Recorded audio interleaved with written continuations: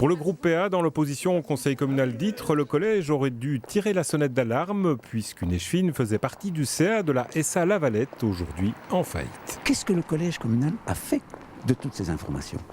À aucun moment, il n'a tiré la sonnette d'alarme.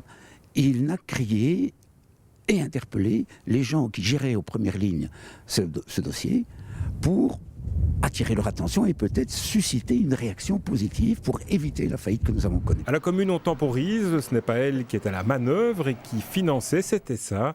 Mais la majorité reste attentive à la suite des opérations, à savoir entre autres la vente des bâtiments. Pour nous, c'est important que ce soit un opérateur public qui puisse le racheter pour pérenniser tout d'abord l'activité théâtrale, mais aussi le restaurant qui se trouve à fond de rue et qui est exploité par un habitant ainsi du village. Donc nous ferons tout ce que nous pouvons pour que l'ensemble des bâtiments puissent être sauvés, que la Valette, d'une part, donc le théâtre, mais aussi le restaurant, puisse continuer leur activité. Un des acteurs les plus concernés dans cette faillite, c'est la province du Brabant wallon.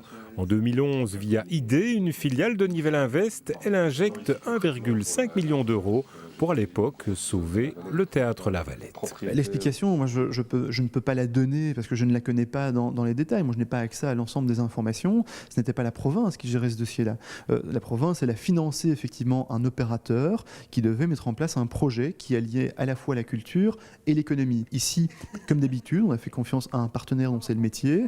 Force est de constater qu'effectivement, l'ensemble du plan financier et de la démarche n'était pas bétonné. Je peux vous dire qu'aujourd'hui, moi quand je vois la situation, je suis vraiment pas content. Quoi qu'il arrive dans ce dossier, le théâtre et le restaurant continueront leurs activités.